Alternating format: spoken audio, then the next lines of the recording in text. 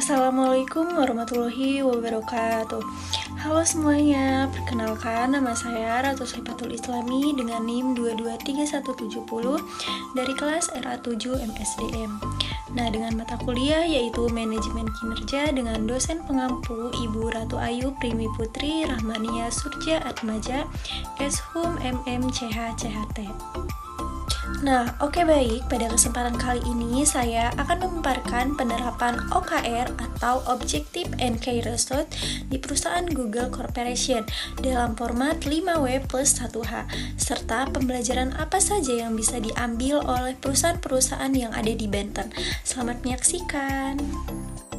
Nah, langsung saja ke pembahasan yang pertama, yaitu ada what. Apa itu OKR? OKR adalah singkatan dari Objective and Key Result. OKR merupakan metode manajemen kinerja yang digunakan untuk membantu organisasi menetapkan dan melacak tujuan serta hasil utama. Nah, sedangkan objectives adalah apa yang ingin dicapai. Key result adalah bagaimana kita mengukur keberhasilan pencapaian tujuan tersebut. Nah, OKR ini bersifat transparan, ambisius, dan mendorong fokus serta penyelarasan tim dalam organisasi. Nah, OKR juga merupakan metode manajemen kinerja yang banyak digunakan oleh perusahaan-perusahaan besar, termasuk Google. Nah, metode ini membantu perusahaan untuk menetapkan tujuan yang ingin dicapai, atau yang disebut dengan objectives. Nah, lalu untuk memastikan tujuan itu bisa dicapai, dibuatlah hasil-hasil kunci yang terukur, yang kita sebut dengan key result. Misalnya, kalau tujuannya ingin meningkatkan kepuasan pelanggan, maka key result-nya bisa berupa meningkatkan rating layanan pelanggan menjadi 4,5 dari 5 dalam 3 bulan. Nah, jadi OKR itu bukan sekedar alat perencanaan, tetapi juga alat evaluasi. Sifatnya juga transparan, ambisius, dan bikin tim jadi lebih fokus dan bergerak ke arah yang sama. Nah, dan yang kedua yaitu ada why. Why? Mengapa Google menggunakan OKR? Google menerapkan OKR karena ingin semua karyawan bergerak ke arah tujuan yang sama. Selain itu juga ingin menciptakan budaya kerja yang terbuka, terukur, dan kolaboratif. Nah, OKR ini mendorong inovasi dan akuntabilitas, membuat semua orang tahu apa yang harus dicapai dan bagaimana keberhasilan diukur. Nah, dengan OKR, Google dapat mempertahankan kinerja tinggi dan inovasi secara berkelanjutan sejak masih menjadi perusahaan kecil. Oke, next, selanjutnya yang ketiga yaitu ada where. Where, di mana OKR diterapkan? Nah, OKR ini diterapkan di seluruh bagian Google, dari jajaran eksekutif hingga karyawan biasa, di seluruh departemen seperti pengembangan produk, pemasaran, HR, sampai keuangan. Setiap individu, tim, hingga divisi perusahaan memiliki OKR-nya masing-masing, namun tetap selaras dengan visi besar perusahaan. Nah, jadi meskipun pekerjaan mereka berbeda-beda, tujuannya tetap satu. Dengan sistem OKR ini, semua tim jadi bisa bekerja dengan arah yang jelas dan saling mendukung. Nah, dan yang keempat yaitu ada when. When, kapan OKR diterapkan? Google mulai menerapkan OKR sejak tahun 1999 saat masih berusia kurang dari 1 tahun.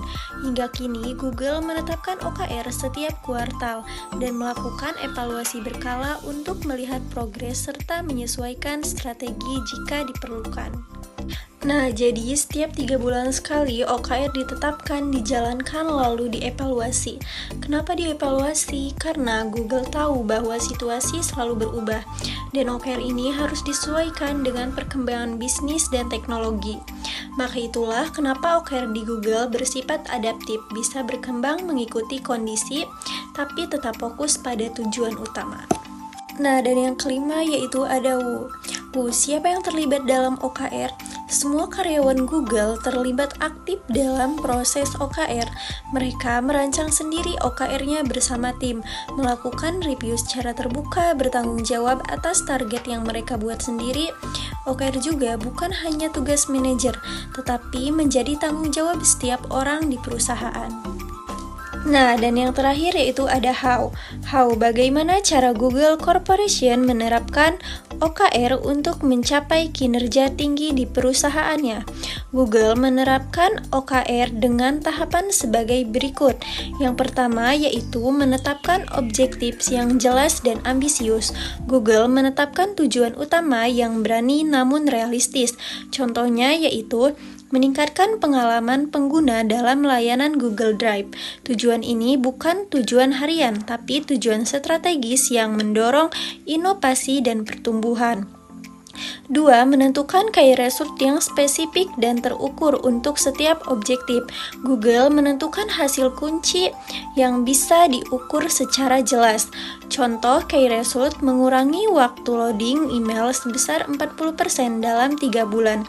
Yang ketiga yaitu mempublikasikan OKR secara terbuka.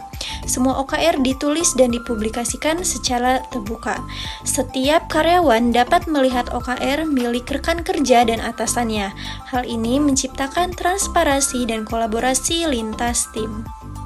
Nah, dan yang keempat yaitu melakukan evaluasi rutin setiap kuartal. Evaluasi dilakukan setiap 3 bulan sekali untuk menilai progres OKR.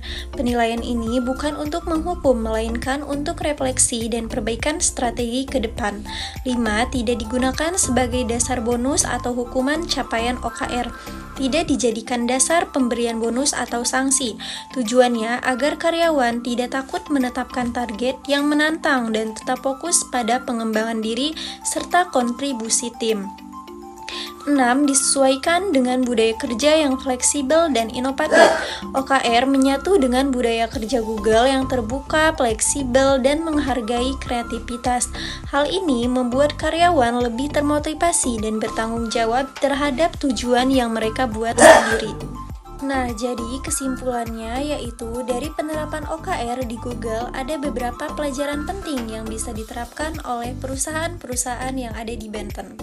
Seperti pentingnya memiliki tujuan yang jelas dan terukur, melibatkan semua karyawan dalam proses penentuan target, menumbuhkan budaya transparansi dan kolaborasi, menjadikan OKR sebagai alat untuk pengembangan kinerja, bukan sekedar pengawasan.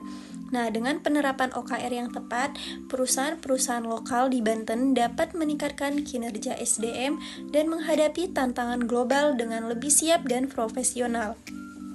Demikianlah penjelasan saya mengenai penerapan OKR di Google Corporation. Mohon maaf bila banyak kesalahan. Terima kasih. Wassalamualaikum warahmatullahi wabarakatuh.